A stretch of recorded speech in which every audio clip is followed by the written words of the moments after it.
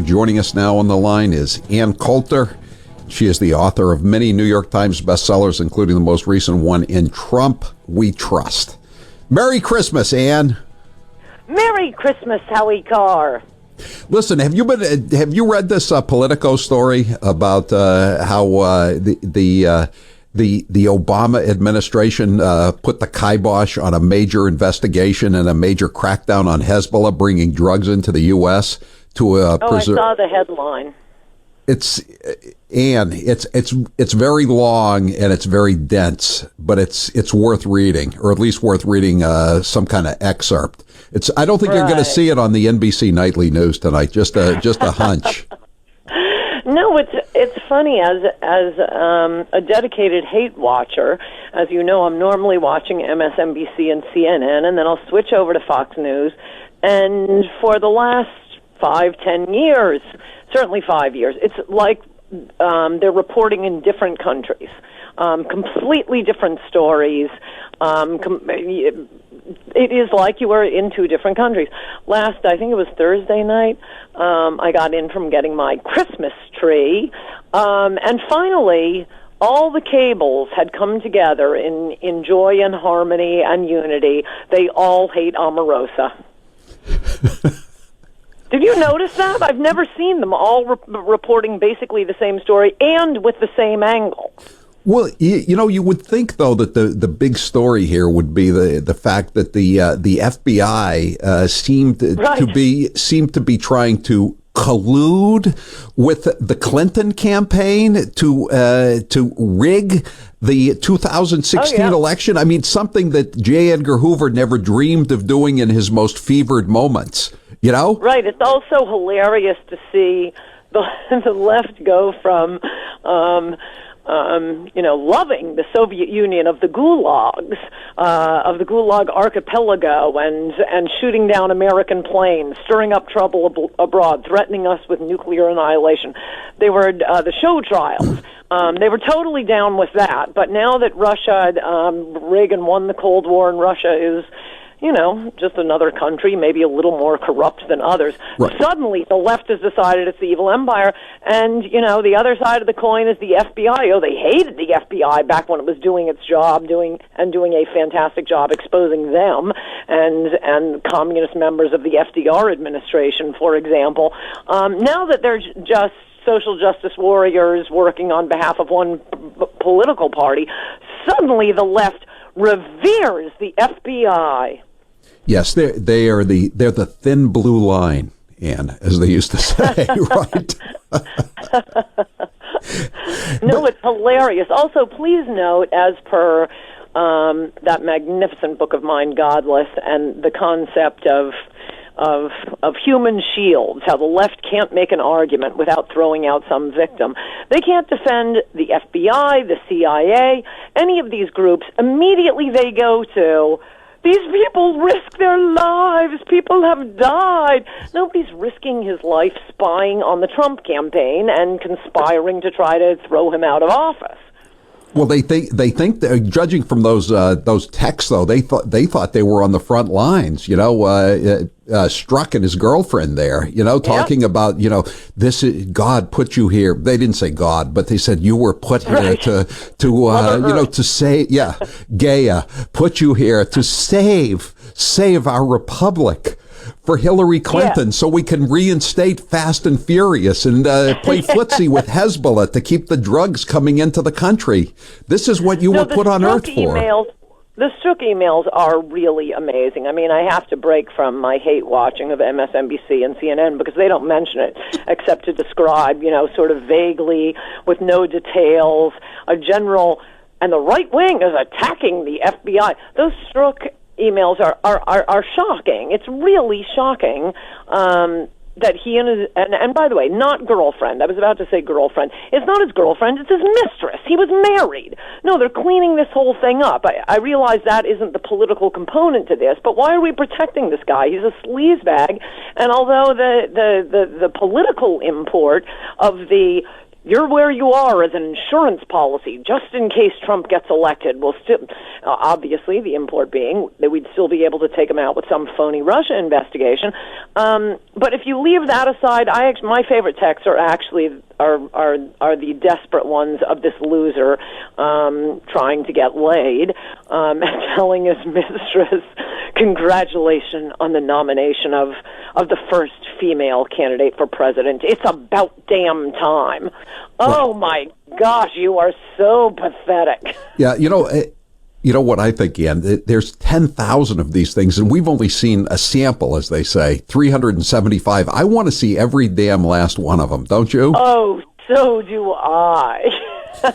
And I love the way it's portrayed, as you keep saying that we're in two different worlds as far as the media is concerned. And the only way this is played for the New York Times and CNN is all this Republicans pounce on text. That's the only. I mean, there's nothing about what's in the text. Like they've got this plan to overthrow the election if Donald Trump wins. It's Republicans pounce on proof that the FBI was planning to overthrow the results or overturn the results of the election. Yes. Here's an Ann Coulter rule for you. Whenever you don't get the details don't help them. When you're getting details, the details help them and the general point doesn't. But be very suspicious when you're not getting details. There's a reason for that. Yeah, and this is the case with the Politico story here about Hezbollah. Here, let me just read you one part of this, Ian. And again, this is just one little tiny part of the story. Ali Fayed, a Lebanese arms dealer and suspected top Hezbollah operative whom agents believed reported directly to Russian President Vladimir Putin. He was arrested by the Czechs in 2014 and he was indicted in the U.S. for planning the murders of U.S. government employees. But the Obama administration did nothing to push for extradition. Instead, he was sent back to Lebanon, where he's back up to his terrorists. And again, this is a guy who's in cahoots with Vladimir Putin, and we had indicted him. We didn't extradite him because it might have screwed up the deal with the Iranians, and it might have impacted adversely the reset button with Vladimir Putin. So who was really colluding with the Russians here? Was it Donald Trump, or was it Obama and Clinton? And Hillary. Yeah. Yeah, no, Hillary had that famous silly reset button where they spelled reset wrong in Russian, and it meant something like penis instead or something ridiculous. So the poor Russian ambassador didn't really know what to say when she produced a phony reset button to show, that mean Bush administration was so terrible to Putin. It really, it makes your head spin which side they're on with Russia. Are we trying to reset and we love them and Bush was mean to them? Do we love them because we don't mind Stalin's show trials, or are we using it as an excuse for why the beloved Hillary lost the election, and we hate it? And did you watch the testimony of this number 2 guy in the Justice Department last week, Rosenstein? I saw crucial excerpts of it, and I would say that there are a lot of hiring problems throughout the Trump administration. I mean, he might as well be Loretta Lynch or Eric Holder, the way he was stonewalling. I know, but the thing you have to remember about this guy, he was, he has impressive credentials. He was, and conservative credentials. He was president of the Federalist Society at Harvard. But there really is such a thing as the swamp, and so far, as far as I can tell, all of the lawyers the Trump administration has hired have moved from one position in the federal government to another, or they were lawyers for the RNC, and now they're working in the Trump White House. Okay, for people who work in Washington for a living, I'm not necessarily saying they're all bad people, but they're going to be in Washington forever. They will be working with these bureaucrats forever. Trump is going to be there for, at most another 7 years, and then he's out of town. That's the problem with just moving lawyers over from one department to another. Yeah. And there are plenty of good lawyers out there in America. Trump ought to look at them. Well, I mean, they're getting slammed though in these judicial hearings, and the American Bar Association says they're not qualified, and you know, well, it's like everybody. But they're who you know what, Ann? I mean, I hate to be the good lawyers I'm talking about. I hate to be. I'm talking about lawyers with far more impressive credentials than Rod Rosenstein, and they have not been hired. Why? Because it's the RNC and Jared Kushner and Paul Ryan doing the hiring. And this guy, he showed up for work every day on time at the RNC. Let's give him a job. There has been way too much shuffling in the administration of a guy who said he was going to clear out the swamp. So clear the swamp out, because this is really not helping you. And weren't you an employee at one point of MSNBC? I was with them their first day on air. That's what I thought. Continued there for about a year, though I did get fired about once a month, but I was the only one getting boxes of fan mail. So it was the first time most people had seen an actual conservative on TV, as opposed to, and conservative spokesman David Gergen. So I'm not saying I was great. I was getting fan mail because once people got over their shock and picked themselves up off the floor, so the president at the time kept rehiring me. All the the direct line producers kept firing me. So I'm going to ask you then. That was the preface to my question. I guess you're shocked to hear about Chris Matthews being the latest person ID'd as a perv. Well, I will not. All of these are making me laugh hysterically because they are all left-wing men.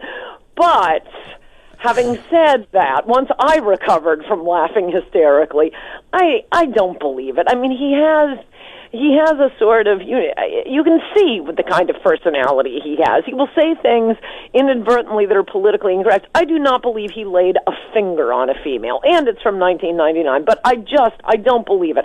I'm sure he could say things that were far from PC, but I don't believe that one. I don't believe the Tavis Smiley one.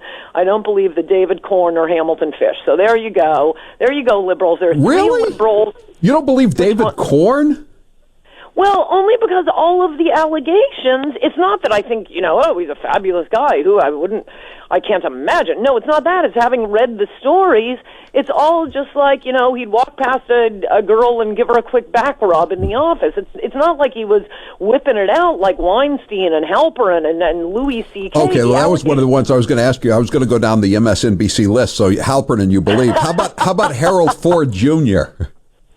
I haven't read the allegations yet. Well, my favorite one, though, Ann, is, getting back to the two worlds that we live in, the fact that Joy Reid gets to be homophobic when Charlie Crist is the governor of Florida and a Republican, but then he switches parties and becomes a Democrat, and she has to issue a groveling apology to him. How MSNBC is that, Ann?